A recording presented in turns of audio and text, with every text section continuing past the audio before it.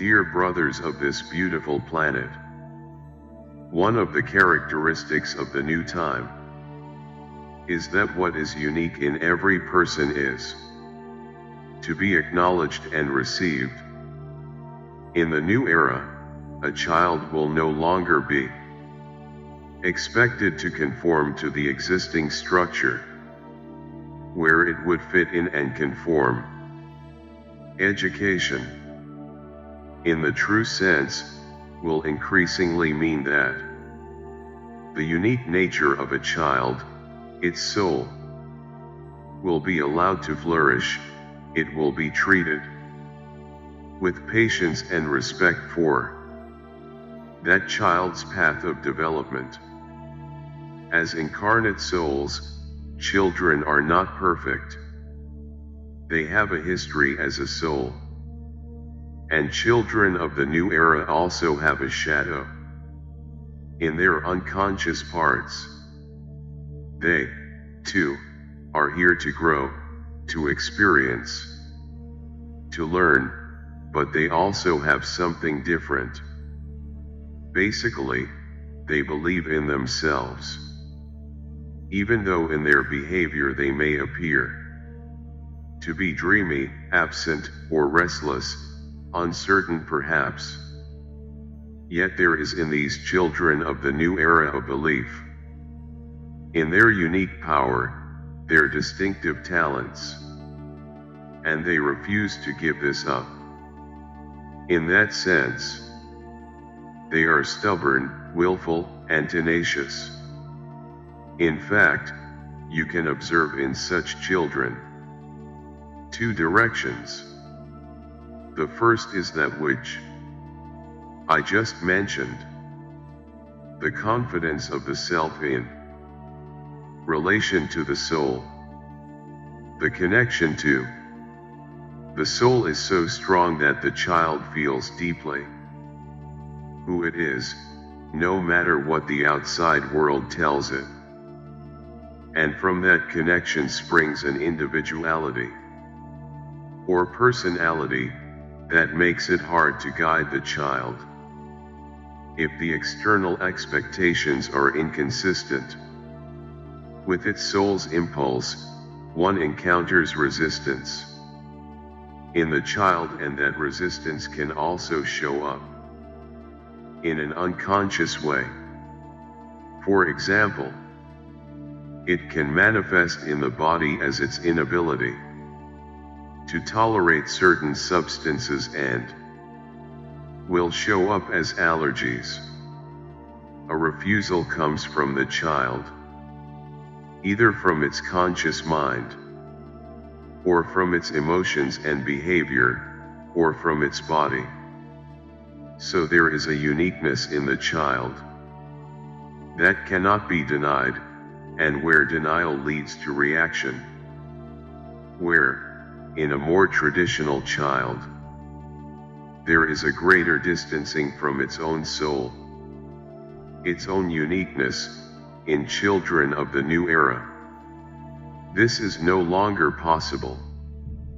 There is even in children who are not naturally very assertive or expressive a drive to be true to themselves, a drive that is not even of their own choice, it is simply the way it is. This drive in children of the new era I call being authentic, being true to your nature, without having another option. And it goes without saying that when outside reality exerts pressure on the child, resistance will show up and can manifest in many different forms, and problems will arise. The problem is often seen as belonging to the child, that it has a behavioral problem or a physical problem with allergies and sensitivities. But the problem that arises is the child's reaction to the outside world. Before I go on, I would like to mention The second stream that is clearly present in children of the new era, and that is the flow of the heart, the stream of gentleness and love. Those are big words, but this core is present in every soul, and each of you knows that flow. In each one of you lives a reminder of pure love, a connection to the larger whole and to gentleness. Although that very deep loving impulse is more present in children of the new era, therefore, they have more empathy. They feel other people's pain much more easily. They empathize more deeply with the world and the people around them and suffer because of it. In a real sense, they struggle to know their boundaries because they have so much to give. Precisely in that loving, gentle, empathic side, these children can be very wise, forgiving, and older than they appear. Through their empathic side, they bring the Christ energy into this world. I have here now named two streams. On the one hand, self-confidence and stubbornness, and on the other hand, gentleness, love, and a seeking for connection. These are beautiful qualities of the children of the new era, and you will see that in some of these children, the former side is more strongly represented, while in other children, the loving, empathic side shows up more. They are the more dreamy, highly sensitive children who have difficulty with boundaries and are easily overwhelmed by stimuli.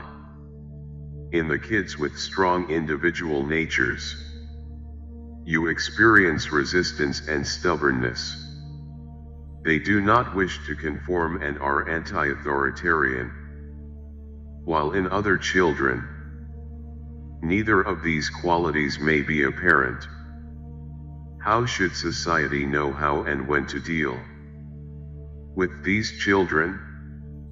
What can we do to receive more fully the light they carry within themselves, so that it sprouts and bears fruit? This is also a question I put to you because you are the ones who can see the light of the new children, healing inner child. Here, I want to point to something of a grave nature. A lot of collective pain from the past is passed on in the hearts and souls of people, resulting in so much violence, so many struggles. Originally, it was the case that, in the energies of young children, there was hardly any space for this collective pain, which is so much about survival and competing for power or holding on to it. But this old energy still cuts its tracks through this world. You can read about it in the newspapers every day. You can also observe this energy in yourself when you are faced with fear or with negative thinking about yourself. And if you consider yourself inferior, you react by feeling guilty about what you do or not do. However, by reacting in this way, you are not being true to yourself, and the result is that you belittle yourself and you begin to look at the world around you with distrust or fear. Those are the old energies that are still giving shape to the world and also exist in you. That is why you can understand the trauma, the hurt, which comes from the past. And here you can be a bridge between the old and the new, and I ask you to be that bridge. What does it actually mean to understand all those twists of the human mind that get lost in heavy, negative emotions? I ask you to be faithful to yourself and the parts in yourself that are still suffering pain, and to take those parts into your loving embrace. And when you do this, you have just made contact within yourself with the child of the new era, the radiant I that in eternity is never lost. I ask you to now connect with the Hert child within yourself, who carries the burdens of an ancient past, maybe even of multiple lives. Invite this child in and ask it to show its face, which can be sad or anxious. It is, in a sense, the opposite of a child of the new era. It does not dare to be faithful to itself, because it was never allowed to be really spontaneous. It could not shout, laugh, or be sad. It was not allowed to be what it naturally is. And therefore this repressed child could not show its love enough. It had to be too restricted and reserved. So much creativity, so much inspiration was lost in previous generations, in the disciplined children who were not allowed to show their heart. Recognize this child in yourself and give it all the love you have within you. Console it, encourage it, and take it over the bridge into the new era. It is there that joy and healing awaits this child. And what is the role of children of the new era in this process? They are here on earth to help you heal. The light which radiates from their eyes tells you who you are. Their unconventional behavior reminds you of your own repressed spontaneity or rebelliousness. They bring it to life in you. They are also the teachers of the new era, but that does not always happen without a struggle. They do not always present their messages in fine words or loving glances. That can also happen through very difficult behavior which is hard to comprehend. It can throw you back on yourself and call up deep emotions in you when you are a parent, or have to deal with them in one way or another. But dare to take on the confrontation, especially within yourself and what it is doing to you. And realize that you are also very important for these children. They are the example of how things will be, how the new human will present itself. And what is your role in that process? By you building a bridge from the past to the future for them. They need to be welcomed, to be received in this world by people who recognize their light, who can see through their incomprehensible, cross, or difficult behavior, who can recognize original impulses. Your task is to be the light bearers of the generation who go before these children. This is a time of transition. Some of you even show the qualities and features of the children of the new era. Find your own place in this transition and realize you are flowing with the tide. Despite the problems that are there in the world, the problems that children encounter in systems that are still stuck in the old ways, still influenced by what is old. Despite that, there is so much new that is now growing, that cannot be stopped. Listening to your soul, to your heart, to what you really want, and also, above all, to the contrary parts in yourself, is now more than ever possible and desirable. I would therefore like to implore you, believe in yourself.